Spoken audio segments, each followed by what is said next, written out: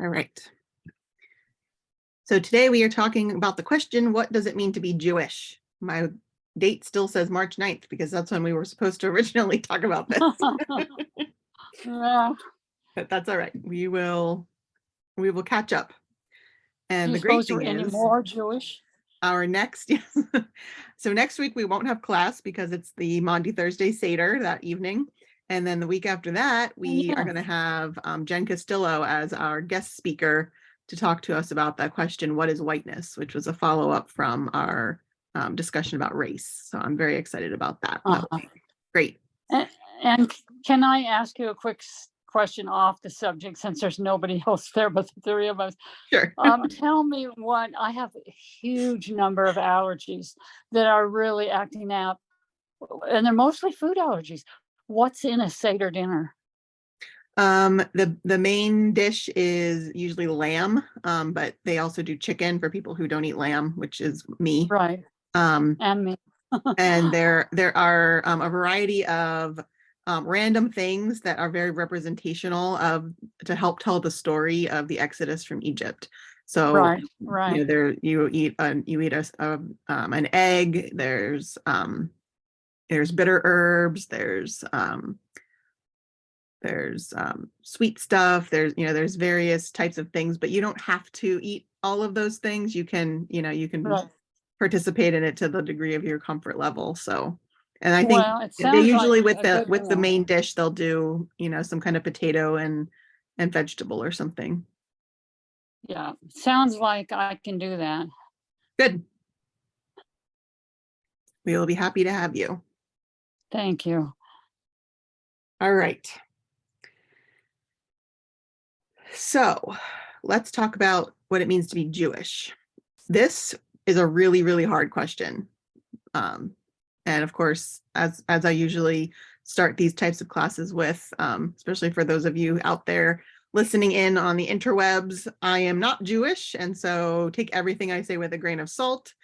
Please feel free to reach out to me in the comments or by email if you've got my email address, and let me know what I've gotten wrong, because this is not my area of expertise, but I think it's really important for us as Christians to try to understand something of Judaism, because Judaism is where we find our roots, and certainly our relationship to Judaism over the course of centuries has been problematic, to say the least. So we need to learn and grow and learn how to do better. So with that caveat, as I was working on this, I always start with my assumptions and think about what am I bringing that are assumptions, or what kinds of assumptions does the question bring?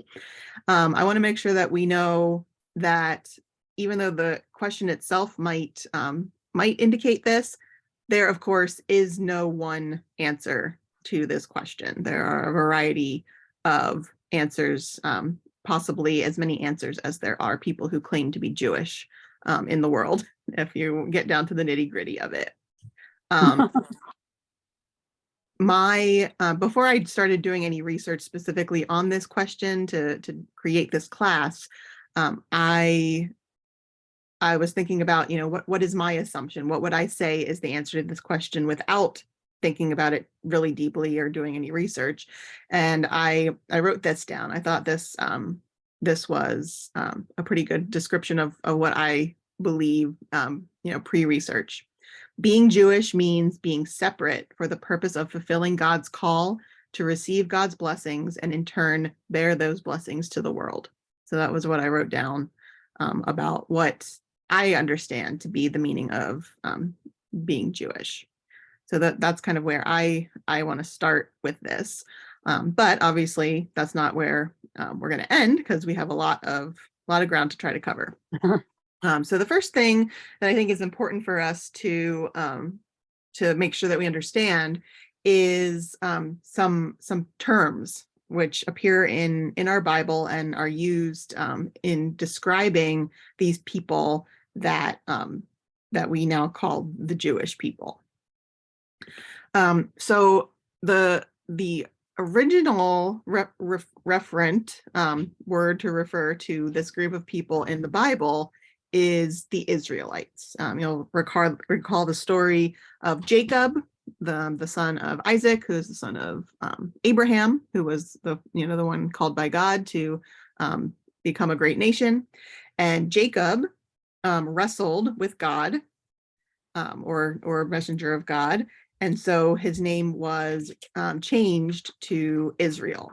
And so this idea that Israel is the people that wrestle with God. But I'm teaching my class. Go talk to Daddy. He's not here. I can't find him. Well, I can't help you. Go talk to Daddy. All I have is a question. What is it? What?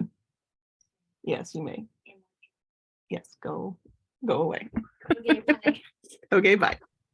I don't think so- Cindy and I care if she needs something. It's okay. Yes. So Israel is the name that is given to Jacob, and it potentially refers to this concept of so in Hebrew there are roots, and they usually have three consonants in them. Is a root. Well, not always consonants, just three characters, and this is the root, and that is the root is the singular masculine verb. So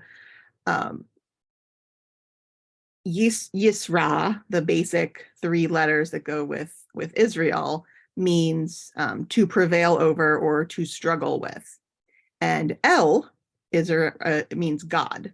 So Israel means God prevails, or God struggles. So the subject of the sentence is God, but then because these people are called the Israelites, they kind of take on this idea of wrestling. And so there's this idea of an Israelite is someone who wrestles with God, someone who strives in his relationship with God. So that's kind of the first step. But then there's this other word that is kind of completely unrelated, the word Hebrew. And the Hebrews are not the word Hebrew is not used. I don't believe it's used at all in the book of Genesis, because in Genesis they're the Israelites, the children of Israel, or Jacob. But the Hebrews are referred to in Exodus when we're talking about the Egyptians versus the Hebrews. Hebrews comes from a root that means to cross or to traverse. And so the Hebrews, therefore, would be migrants or travelers, people who are crossing the land. They are Semitic-speaking nomads, perhaps.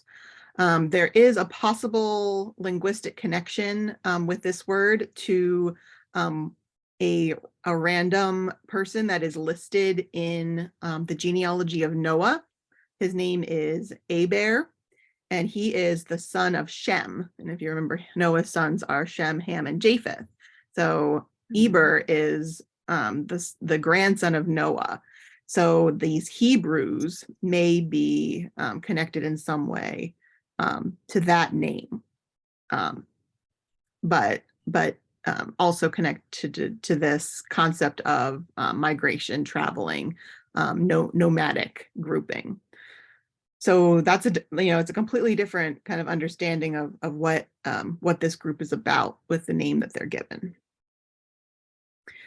So then over the course of time, a new word starts to develop, and this is the Jews. So at first it's the Judahites. The Judahites are from the tribe of Judah, and so now this is Jacob's children.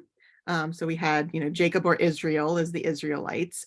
Now we get to the children of Jacob, who are the names of all of the sons are then kind of passed down to their descendants as the tribes of Israel, the tribes of Jacob.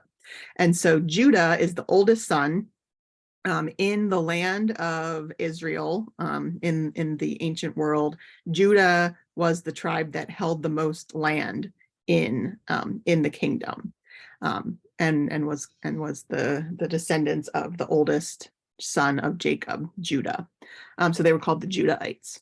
But then, as more history took place, this idea of Judah actually changed again, because there was a point at which the tribes of Israel split and became two separate kingdoms. And so there was a time under David, under Solomon, when they were all one nation. And so they would have been called the Kingdom of Israel, with all these different tribal, geographic regions, maybe like states, sort of, we could understand it today, including Judah as one of those.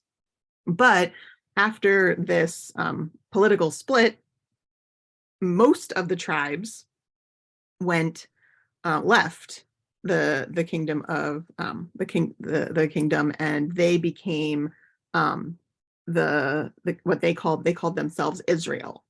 And then the kingdom that was left was called Judah, and that was the southern kingdom that maintained the land base of the tribe of Judah, which includes Jerusalem. And then Israel was the kingdom to the north.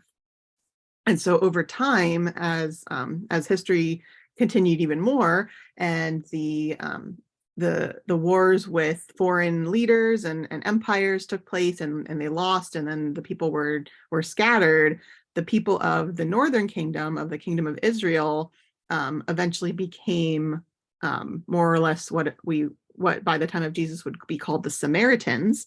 And then the people of the southern kingdom of Judah eventually became known as the Jews.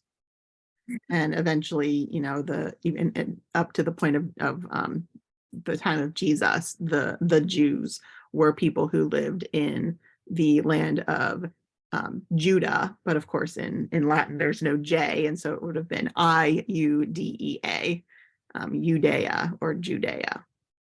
So you can see all the linguistic connections with all these different words.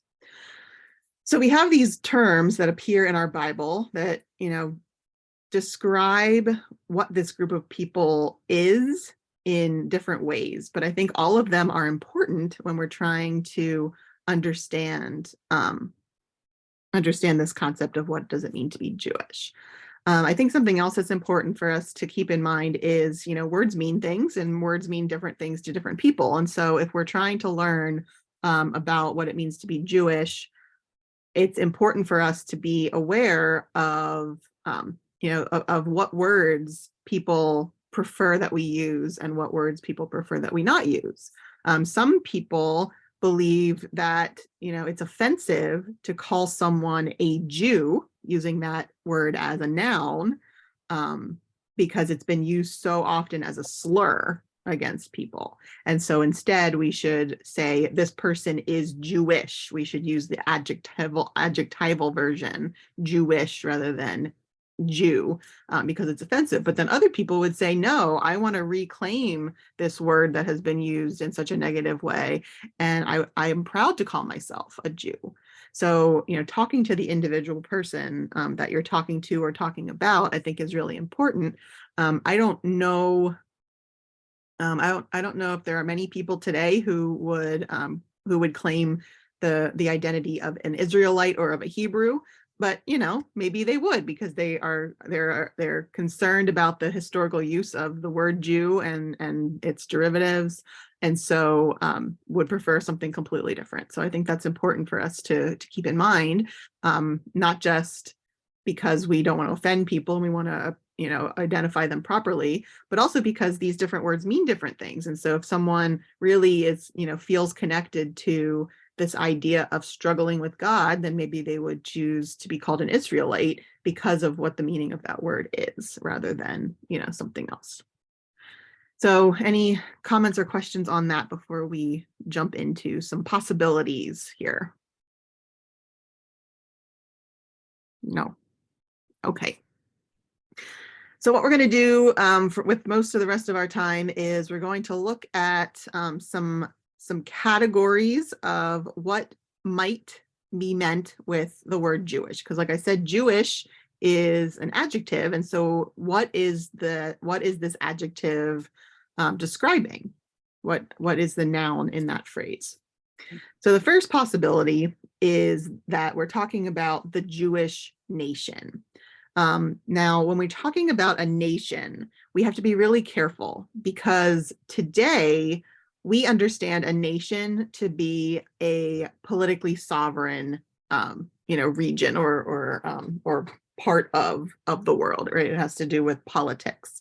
But in the Bible, a nation is not necessarily about about political boundaries. A nation is a group of people that shares a history, shares a destiny, shares a sense of connection with one another.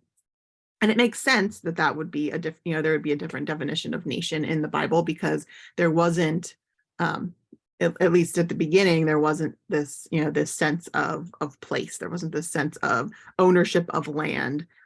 If they were a nomadic people, they were traveling all over the place, and there was, certainly a stomping ground, so to speak, for their travels.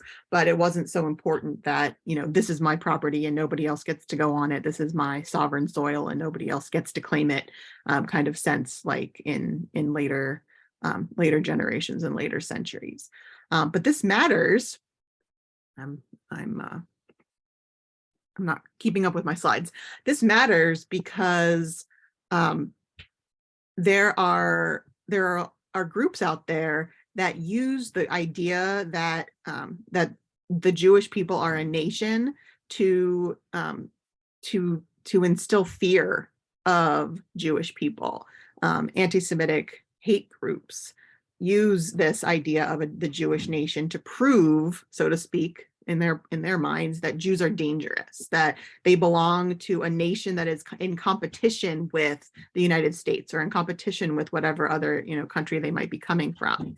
The idea that the Jewish nation is trying to control the world, trying to take over, that members of this nation are more loyal to Israel as a nation of Jews, or to their own, idea of a Jewish nation, than they are to their home country, and so that they can't be trusted, they can't participate fully in the life of the political entity in which they live, because they have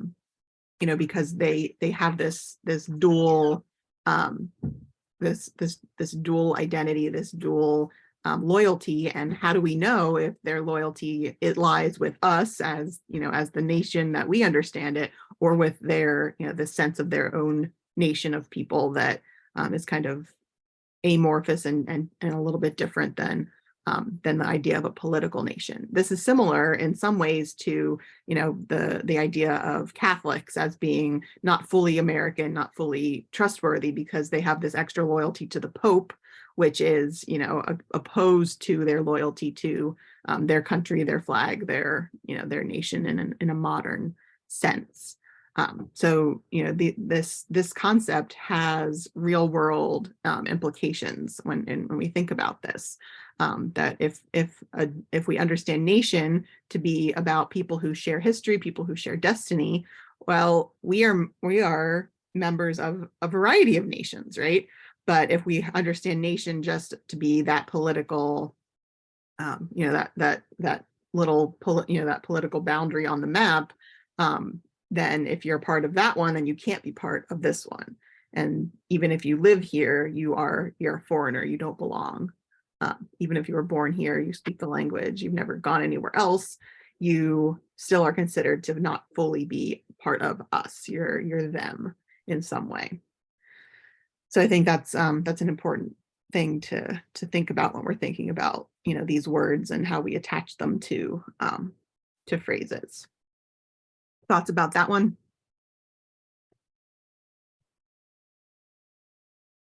No, but it's bringing up all kinds of ideas for other topics. Good. Send me questions. Jot them down so you don't forget them. Yes. Oh, I have been. So another possibility in terms of phrases that we might use to understand what this concept means is race. And of course, we've already talked about how race is not a thing. It's a social construct, but it also, it also has real world implications, even though it doesn't actually exist as a biological, I don't know what word, thing, a biological existing thing. So when we think about, though, the idea of a Jewish race, it's even more complicated than, than when we were talking about race as a concept in general. Is there such a thing as a Jewish race? Well, it turns out that the United States has actually legally decided on this. This is in 1987, so not all that long ago. The Supreme Court ruled that legally Jews are a race. And this was actually a case in which the decision was helpful, because if Judaism, or if Jewishness is a race, then you get the racial discrimination protections that other races get. But it also gives yet another reason to otherize Jews and lump them together into one group, even though we know that Jews come from all kinds of places, all kinds of backgrounds, all kinds of, different races. If we think about the more traditional idea of the three races that we talked about in our race class. So is there such a thing as the Jewish race? Legally, yes, there is. And that was helpful in that particular case because it helped to protect this congregation from continued harassment, because they were protected by anti-discrimination laws and racial discrimination laws. But it also helps to continue that demonization, that otherizing of this group. But that's not, 1987 obviously isn't the only time that this has been of concern. In Germany, during the 30s and 40s, Jews were considered to be an inferior race. They should be rounded up and exterminated like vermin. They are, they are not like us. They're not fully human in the way that we are. The idea of race as a genetic thing, that there's a distinction based on your race because of who you're related to, so connected to some kind of common ancestry. We know that there really is no such thing as race in terms of biological differences between one person versus another, but what does ancestry have to do with race, if anything? And again, when we're talking about the concept of a Jewish race, it becomes more complicated because people can become Jewish by converting, but they can't change their race by converting.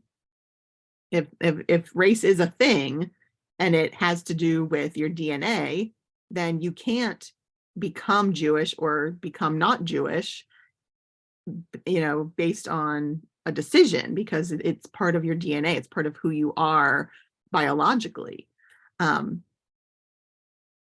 But I think, I think that we have to take this seriously, even though the general concept of race isn't, a real thing. The lack of actually existing biologically and scientifically doesn't take away from the seriousness of how race has been used to harm people. We've got a long history of using this idea of Jewishness as an inferior identity, not just because I've chosen that identity, and like you could with a religion or a social grouping that you choose to be part of, but it's fundamentally part of their identity that can't be changed. It's part of the DNA, it's part of the ancestry. This has been used obviously in a lot of different ways to harm people, again, like the idea of the nation. So again, very complicated possibilities when we're thinking about it from this perspective. Anything to add on that one? Okay, moving on. So Jewish ethnicity is another possibility. Ethnicity and race are really complicated, have a really complicated relationship. But in terms of talking about Judaism, I wanted to bring ethnicity into the conversation because we do have a sense of what it means to be Jewish from an outsider's perspective that is actually based in a particular Jewish ethnic group, which is the Ashkenazi Jews. The Ashkenazi Jews are a group of Jewish settlers who established their communities along the Rhine River in Western Germany and Northern France after they were kind of expelled from Western Europe, out of France, out of Germany proper, and so they settled and they created these communities, and then they ended up in what became Eastern Europe as they kept getting pushed further and further east away from, polite society and Christianity. And so by the modern era, these people were living mostly in Eastern Europe. These are the people that when you think about kind of the stereotypes of what it means to be Jewish, these are the people that we're thinking of. There's, the traditional spoken language is Yiddish. This is where we get the concepts with, the bagels and lox, the latkes, the matzo ball soup, the dreidels, all of these different things that we associate with Judaism actually is not Jewish, it's Ashkenazi.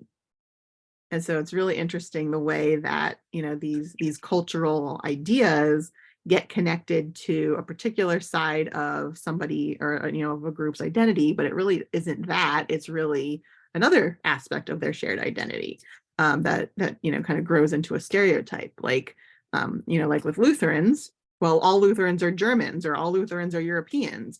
It has been very harmful in the way that Lutheranism in America has tried to grow out of that, because there are also lots and lots of Lutherans who are African American and have been Lutheran their entire life, and their great-grandfather was Lutheran and their great-great-grandfather was Lutheran.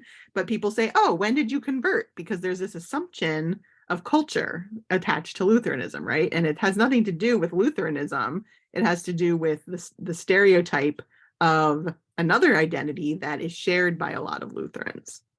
So Ashkenazi Jews are not the only Jews out there, but they're the ones that have the largest representation in American Judaism. About 2% of the total population of the United States, about 6 million people, are of Ashkenazi Jewish heritage. But there are others. I'm going to give you some examples. This is not all of them, but a few examples. Sephardi Jews originated in the Iberian Peninsula, which was what they called Spain at the time.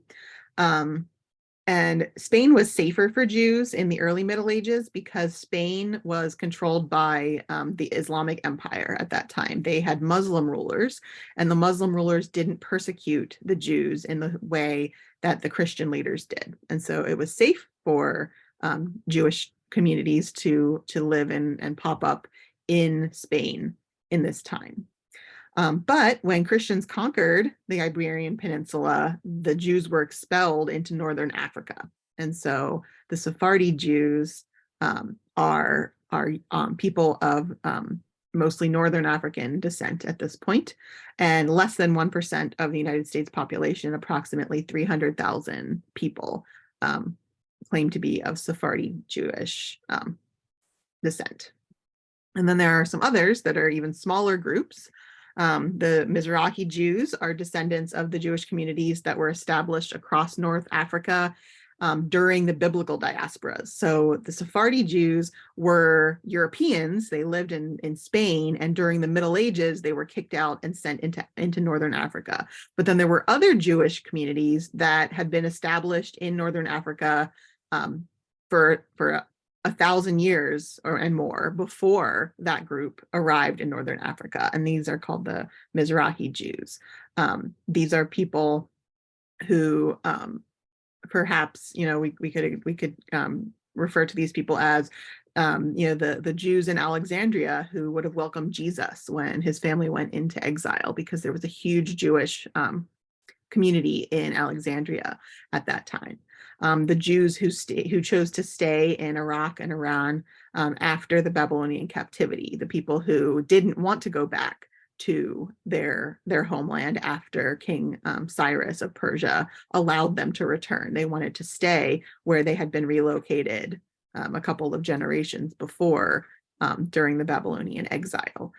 So these people are of Northern African or Western Asian descent, and their Jewish ancestry is in those areas for a much longer period than either of the other groups. And then there are lots of others.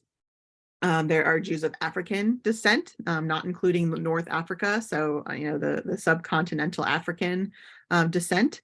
There are Hispanic Jews. There are Spanish-speaking Jews who came from the Ottoman Empire when they lived in Iberia. So they when they lived in Iberia, they were Spanish, and so they spoke Spanish. And so some of the Spanish-speaking Jews today had to move into Northern Africa or even into Turkey after they got kicked out of Spain, but they continued their culture. They continued to speak Spanish, and they are considered Hispanic Jews to some degree because they are Spanish-speaking historically.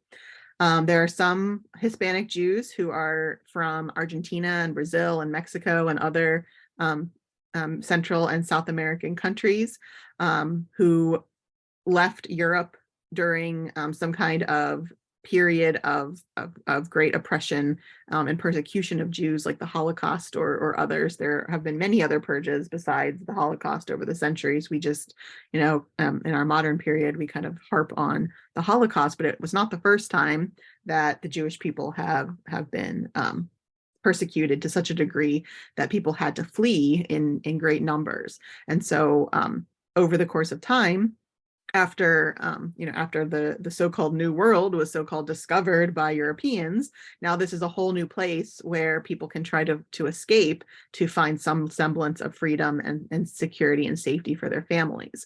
And so over the course of centuries, people of Jewish background move into South America, for example, and Argentina, and so they are practicing the Jewish religion, but they are Spanish speaking, and they participate in the culture of their country, like Argentina or Brazil or Mexico. Brazil obviously not speaking Spanish, but being kind of within that cultural and quote unquote ethnic section. So you can see how this is getting very complicated at this point.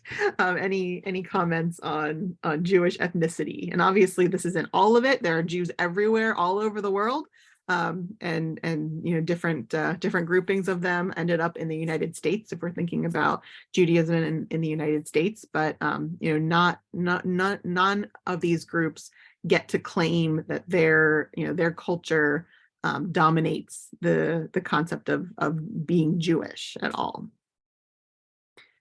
So questions, comments there? Nope, just another question for later. Okay. All right. So then we've also, of course, got Jewish religion. When we're thinking about, the practice of Judaism, it's a religion, right? But this is really, this makes it even more complicated, because there are people who are Jewish who are atheists. There are people who are Jewish who claim to be Orthodox Jews. Orthodox Jews are strict observers of Jewish law and traditional interpretations of that law.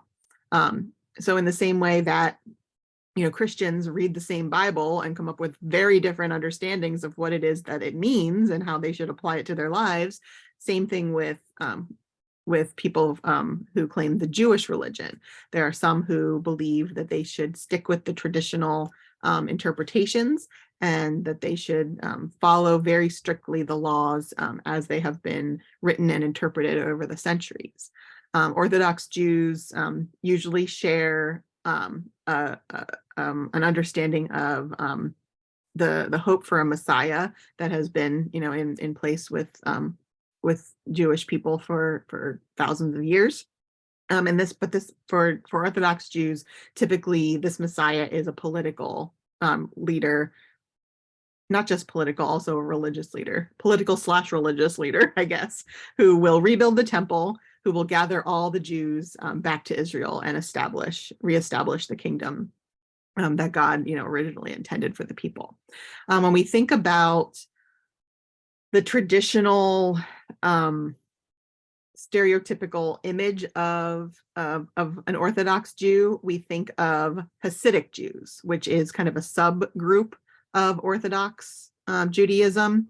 Hasidic Jews exist in relative social isolation. They believe that that's the only way to maintain their purity and maintain their belief system in the face of a hostile secular world around them.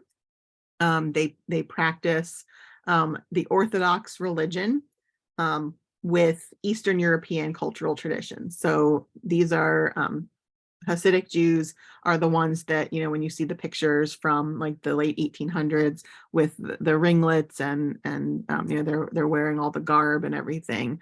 This is kind of the stereotypical image of a Jew in Eastern Europe. And these are the Ashkenazi Jews who, like I said before, are, have the monopoly on how people in the United States think of Judaism when they think about, what does Judaism look like? It looks like, it looks like matzo ball soup. It looks like playing with dreidels during Hanukkah. It looks like, wearing the ringlets and all the garb from Poland or Russia or something like that. But like I said, that is not everyone, and in fact, it's not even a majority of Jews. But then there are other denominations, so to speak, of Judaism. There's conservative Judaism.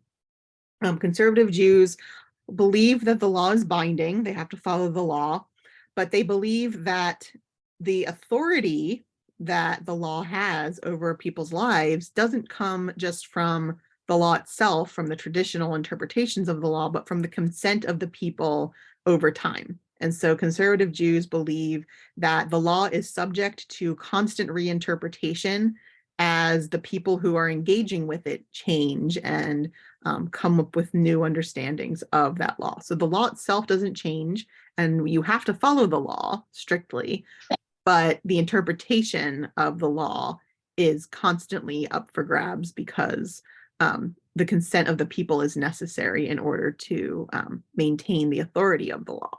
So that's different than the Orthodox approach, which is, there's one interpretation and we have to stick with it for all eternity. And then there's also Reform Judaism, which is a more progressive, I guess, form of Judaism. There's less stress on the rituals of Judaism. There's less stress on the observance of those rituals than there is on the idea that we use Jewish tradition, we use Jewish law to develop our ethics. So where do our values come from? Where does our ethical decision making come from? It comes from interpreting the tradition and interpreting the law. So it's less about doing Judaism, and it's more about living out the tenets of Judaism, not in terms of rituals, but in terms of decision making, in terms of you know, how we do our everyday interactions with people. This stream of Judaism came out of 19th century Germany. It has a lot to do with inclusiveness and acceptance of others. There is a concept of it's called in Hebrew, it's called tikkun olam, which means repairing of the world. The idea that we are responsible for using what we understand about God through our connection to the Jewish tradition and to the Jewish law to transform the world for the better into, you know, into what God desires, placing the foundations of our lives on God's reality, despite despite what might be going on in the world, despite changing understandings of how we should be living out God's reality. There's constant reinterpretation of the traditions. There's constant reinterpretation of the interpretations.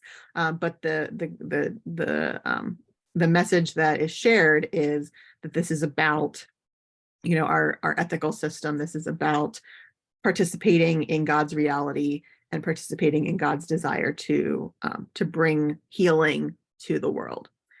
So that's kind of the center of Reform Judaism, which obviously any of these I could talk about all day, but that's hopefully a fair, very, very, very high level explanation of the differences with these. But the Jewish atheism thing is really fascinating because I don't know that there would ever be somebody that would call themselves a Christian atheist. Maybe there is, but this concept that, you know, you can be Jewish, but you don't have to participate in any understandings of Jewish religion. And, you know, the understanding of what religion is changes and varies between or among these different strands. Obviously, for an Orthodox Jew to say that participating in the rituals is not required for you to be Jewish would be gibberish. But, you know, for Reform Jews, because they don't really have that emphasis on the rituals and observances, they're more concerned about, you know, your daily decision making. Then you could say something like, oh, well, you know, I'm not really into, you know, participating in the holy days and holidays and that kind of stuff, but I consider myself Jewish because I believe that the Jewish tradition, the Jewish law is the best way for me to understand, you know, what my ethical obligations are in the world and help me to guide my life. And so that's what makes me Jewish.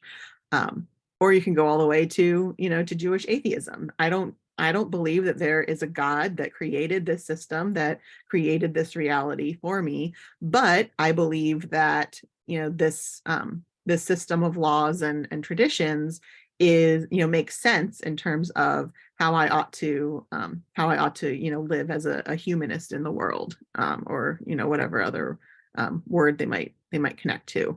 There's Christian humanism, there's Jewish humanism as well.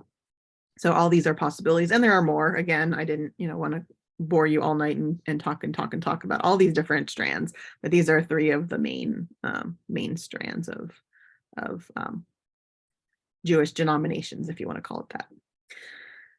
Questions, comments on that?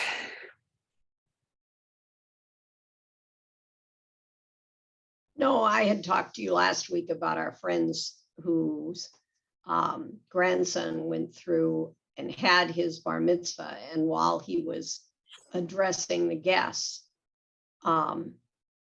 professed to be an atheist. Mm-hmm. And it just, and some you know, of, but and having depending gone, on right, and depending on the community in which he did that, they won't care. You know, that's fine. yeah, Because what we really care about here is that, you know, that connection to the ethical system that Judaism provides, more so than our, you know, our faith in a God or even our belief in a God. yeah. But for an outsider like I am, it really surprised me because I had not, you know, I thought anyone who devoted a couple of years of intense study to prepare for a bar mitzvah and then to profess at the actual celebration, the ceremony, to be atheist, just I couldn't see how that fit together, but you just helped explain some of it, so I appreciate that. Yeah, I think it, it's it kind of reminds me of the class that I did a few months ago at the adult forum on Sunday mornings with, what is the meaning of life? That if you have God in your life, if you believe that there is a God, then that gives you a lot easier answers to that question, to a certain extent, because when there's no God, then there's not an easy way to establish universal truths or universal meaning or universal ethics. And so you have a lot more work to do to try to convince somebody that it's worth, behaving in a particular way or following a particular philosophy. But it's not impossible. You can talk about the benefits to yourself of creating a just society. You can talk about the benefits to, your progeny of a just society. And so people who would claim to be Jewish atheists, I think for the most part, would say, well, I adhere to the ethical system that was created by this group of people who believed that God handed it down to them, but I don't believe that God handed it down to them. I believe that it developed over time because it's the best way to make sure that everybody has what they need and to create a system that allows the majority of people to find some kind of meaning, for their lives outside of a God. Now, of course, I'm sure that there are also Jewish atheists out there who, say, oh, well, I don't believe any of that stuff. I don't participate in any of that side of things. I actually just do the holidays. I like to participate in the Passover. I like to, to do the Hanukkah gifts and the dreidel and the menorahs and all those types of things, because that's how I grew up. And so I find fun and meaning in that. But I don't believe in God. So there are multiple possibilities there. And we have some of it, in terms of like cultural Christmas and things like that. Are we celebrating the birth of Jesus? No. But are we participating in some of those crossover traditions? Yeah. So I don't know that Christianity allows for someone to claim the title Christian if they also claim atheist in the same way that Judaism does. But it's out there. We just don't call it the same things, I think. Yeah. All right. So finally, and of course there are many others. I wouldn't claim to have been exhaustive here, but finally I bring you the possibility of the phrase Jewish culture. Thinking about some of those ethnic divisions, so to speak, when we're thinking about ethnicity, we can also think about culture. Because, like I said, many of our Jewish stereotypes come from the Ashkenazi culture. We assume that those elements are Jewish, but they're actually Eastern European Jewish, specifically. They're Ashkenazi. And so how do we understand what it means to be Jewish if even all of the, traditional practice stereotypes that we can come up with aren't actually connected to Judaism, they're connected to this particular cultural tradition of Judaism as it was practiced in a particular region of the world, and continues to be practiced in a particular region of the world and other places. So that kind of complicates things for us a little bit. But Jewish culture also has to do with political ideology, the idea of Judaism as a political model. So Reconstructionist Judaism is a stream of Jewish political Judaism. I don't know that Reconstructionist Jews would call themselves a denomination in the same way that the religious, like the Reformed or the Conservative or the Orthodox. But Reconstructionist Judaism was formed in the 30s it came out of the conservative denomination, and then it broke off from the conservative denomination. Reconstructionist Jews focus on Judaism as a structural model for civilization. They base that model on Jewish practice and law, which is determined, the interpretation of which is determined through consensus, which we talked about is part of being a conservative Jew, that it's about coming to that consensus, the consensus of the people. The assent of the people is important when it comes to the appropriate interpretation and application of the law. But for a Reconstructionist Jew, it's not then about, personal practice. It's about creating a political structure for an entire civilization that you can form and establish and maintain using the Jewish law and Jewish practice as the base for that political model. Then there are other possibilities. Humanistic Judaism says that there's no requirement for a belief in or a focus on God. Judaism is about the cultural and historical experience of the Jewish people. Humanistic Jews participate in Judaism by doing the holidays, doing all the different rites of passage, participating in the bar mitzvahs and the bat mitzvahs, and weddings in a Jewish style, and different things like that. Jewish funerals, participating in kind of the life cycle aspects of Judaism, so that you can connect to culture, you can connect historically to the experience of the Jewish people and find meaning through that method.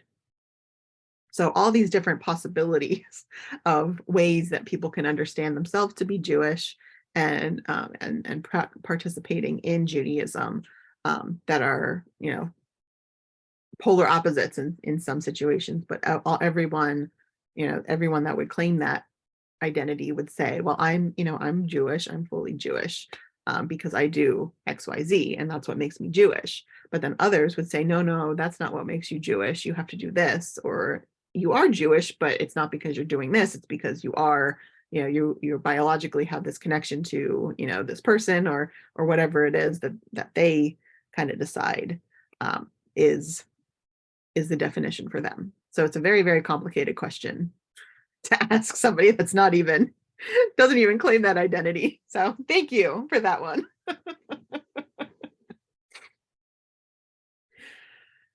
So what does it mean to be Jewish?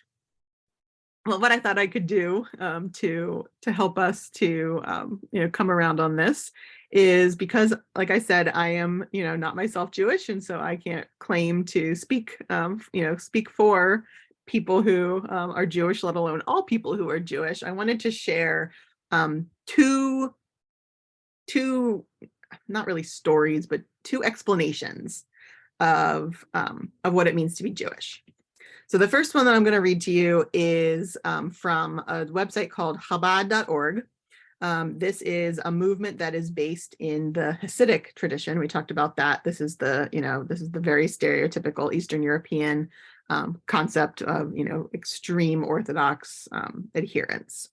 And so this comes from a website that is based in that tradition. It's not Hasidic, but it's based in that tradition. So I'm going to read this to you. Jews defy all conventional definitions of a people or a nation. We lack a common race, culture, or historical experience. While we all share our eternal rights to the land of Israel, for all but a few centuries of the last 4,000 years, the overwhelming majority of Jews have not lived or even set foot in the Jewish homeland. Throughout our 3,300-year history, what has defined us as Jews is a relationship and commitment. We are Jews because God chose us to be his cherished treasure from all the nations, a kingdom of priests and a holy people. This is a quote from Exodus 19, verses 5-6. We are Jews because God chose us to play the central role in the implementation of his purpose in creation, to orient our lives in accordance with his will, and to develop a society and world community that reflects his goodness and perfection. The substance of this relationship, the charter of this commitment, is the Torah, the law. The Torah is God's concept of reality as communicated to man, the blueprint that describes the perfected world envisioned by its creator and details the manner in which the inventor of life wishes it to be lived. This would seem to define our Jewishness as a religion. We are Jews because we adhere to the beliefs and practices mandated by the Torah. But the Torah itself says that this is not so. In Leviticus chapter 16, verse 16, the Torah itself proclaims that God dwells amongst them in the midst of their impurities, that his relationship with his people remains unaffected regardless of their behavior. In the words of the Talmud, which is an interpretation of the law, a Jew, although he has transgressed, is a Jew. According to Torah law, a person's Jewishness is not a matter of lifestyle or self-perception. One may be totally unaware of one's Jewishness and still be a Jew, or one may consider himself Jewish and observe all the precepts of the Torah and still not be a Jew. In other words, it is the relationship between the Jew and his creator that defines his Jewishness, not his acknowledgement of this relationship or his actualization of it in his daily life. It is not the observance of Torah's mitzvot, or commandments, divine commandments, that make him a Jew, but the commitment that the commandments represent. So that's very interesting. What makes someone a Jew has nothing to do with their culture, with their ethnicity, even with their awareness of their Jewish identity. Their Jewishness comes from the commitment that God has made in those commandments, within that law, that makes someone a Jew. Super interesting to me. So now I want to share with you another perspective. This comes from a website called JewFAQ.org. This is a website that is run by a woman named Tracy Rich. She, on her website, she says that she was raised nominally Reform Jewish, but since she went to college, she has started to lean more traditional. And she believes that when you're starting with the basics and trying to express what Judaism is, it's best to start with the Orthodox approach before criticizing that approach with more progressive positions, because she believes that the Orthodox position is kind of the traditional standard, and so it's the easiest place to start. And so here's her definition of what it means to be Jewish. She says, Rabbi Adin Steinsaltz has suggested a better analogy for the Jewish people. We are a family. See the third essay in his 2005 book, We Jews, Who We Are and What We Should Do. But though this is a relatively new book, it is certainly not a new concept. Throughout the Bible and Jewish literature, the Jewish people are referred to as the children of Israel, a reference to the fact that we are all the physical or spiritual descendants of the patriarch Jacob, who was later called Israel. In other words, we are part of his extended family. Like a family, we don't always agree with each other. We often argue and criticize each other. We hold each other to the very highest standards, knowing that the shortcomings of any member of the family will be held against all of us. But when someone outside of the family unfairly criticizes a family member or the family as a whole, we are quick to join together in opposition to that unfair criticism. When members of our family suffer or are persecuted, we all feel their pain. For example, in the 1980s, when Africa was suffering from droughts and famines, many Jews across the world learned for the first time about the Beta Israel, the Jews of Ethiopia. Their religion, race, and culture are quite different from ours, and we had not even known that they existed before the famine. And yet our hearts went out to them as our fellow Jews during this period of famine, like distant cousins we had never met. And Jews from around the world helped them to emigrate to Israel, and we continue to help with that emigration to the present day. When a member of our family does something illegal, immoral, or shameful, we all feel the shame, and we all feel that it reflects on us. As Jews, many of us were embarrassed by the scandals of Monica Lewinsky, Jack Abramoff, and Bernie Madoff, because they are Jews and their actions reflect on all of us, even though we disapprove. The Madoff scandal was all the more embarrassing because so many of his victims were Jews and Jewish charities, a Jew robbing from our own family. We were shocked when Israeli Prime Minister Yitzhak Rabin was killed by a Jew, unable to believe that one Jew would ever kill another member of our family. And when a member of our family accomplishes something significant, we all feel proud. A perfect example of Jews, even completely secular ones, delighting in the accomplishments of our fellow Jews is the perennial popularity of Adam Sandler's Hanukkah songs listing famous people who are Jewish. We all take pride in scientists like Albert Einstein or political leaders like Joe Lieberman. We don't all agree with his politics or his religious views, but we are all proud to see him on a national ticket. And is there a Jew who doesn't know or at least feel pride upon learning that Sandy Koufax declined to pitch in a World Series game that fell on Yom Kippur? So this concept of Jewishness as a family and being all the different things that family means, all the complicated disagreements and diversity, but somehow knowing that that connection is there regardless of any of that is another really fascinating avenue to take when we're thinking about this question. So I really liked those two articles, and I wanted to give you their words and not just try to summarize it, because I think that was important. So to wrap us up today, as I usually do, I bring to you a passage from our Bible, and Isaiah chapter 43 verse 1 kind of really stuck with me when I was thinking about this and how I want to wrap this up. Isaiah 43 says, "But now this is what the Lord says, He who created you, O Jacob, He who formed you, O Israel. Don't be afraid, for I have redeemed you. I am calling you by name. You are mine." So obviously, as we just talked about, not all people who claim the identity Jew would say that this is the fundamental definition of what it means to be Jewish, because they don't necessarily believe in God, or they don't believe that belief in God is necessary. But like the Chabad.org site said, which I really thought that was interesting and liked it a lot, this idea that your Jewishness has nothing to do with you. It has nothing to do with your choosing of it, or even your acknowledgement, your awareness of it. What makes you a Jew is this: the Lord who created you, who formed you, says, "You are mine."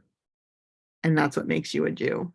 And I find that really, really powerful and really meaningful to consider. Again, that saying that would be offensive to some people who claim Judaism as their identity, because they don't see it that way. But for me, as a Christian, I resonate with that quite a bit. So I really like that. So that is what I have for this week. Questions, comments, disagreements? So then there can be Christian Jews. I think so. It's a really tough it's a really tough line to walk, because of the really, really negative relationship that Christianity has had to Judaism for centuries, and to try to avoid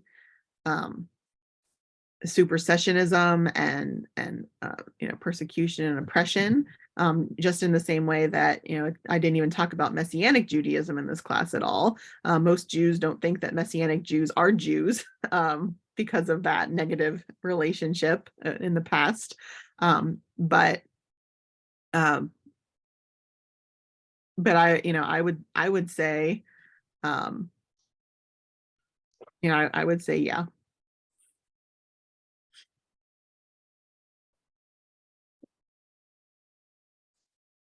I'm writing.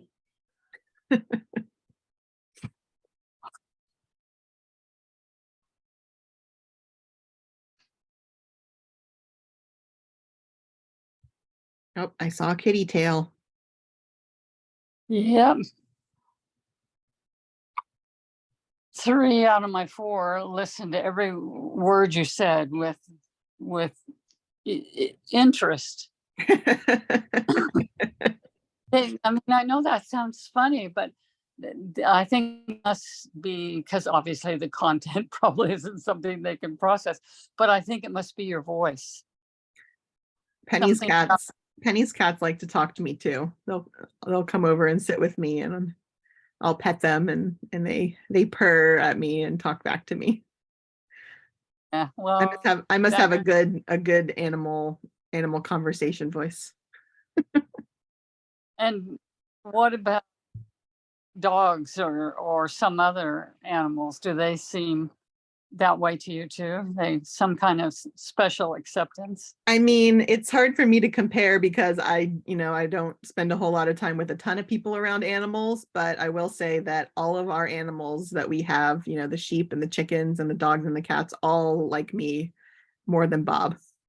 When I go outside, the sheep will follow me and not him. Does that bother him? Some. Especially with the one cat we have, Mateo. Bob loves this cat. He desperately wants this cat to like him, and he just doesn't. He's just aloof. But when I come around, he comes over and jumps up next to me and wants me to pet him, and he gets very mad. Oh, Well, gee. my theory is that it has to do with your innate, and that's not quite the right word, but I'm tired tonight and I can't think of the right one, and you'll get it. Your innate smell Hmm. that animals are attracted, and my smell is not like your smell. It's not like Cindy's, so it's not the smell that we are human, I don't think, because I've always had a lot of animals since I was a very small child, and all kinds. And I feel that that's all I could ever figure out is why different ones are really attracted to certain people or certain other animals. Mhm. And it's just interesting. I like to try to figure out things, just like I was a lot of time thinking about this class tonight. Yes, anything about Judaism as we go off on a cat and dog tangent. It's always when you come to this class, you get into the animal conversations. Sorry, everybody. Anything else, Cindy? No, I'm good. I just have to process my notes. All right. Well, thank you for the question. Certainly was a thought-provoking and challenging one. So like I said, no class next week. And then the week after that, we will have our guest speaker on the question, what is whiteness? And then after that, we'll hop back into our regularly scheduled program of questions with yours truly, and keep the questions coming because we don't have a whole lot left. So we can keep on adding to the list and keep on going with this. Great. All right, friends. Thank you, Katie. Thank you. Take care of yourselves. Have a good evening and a good weekend. Hope to see you Thank Sunday. You as well. You as well. And thank you both for realizing I was there and probably wanted to be and making it happen. Yes. I'm glad to have you. You bet. All right. Take You care. bet, Patty. Bye-bye. Bye.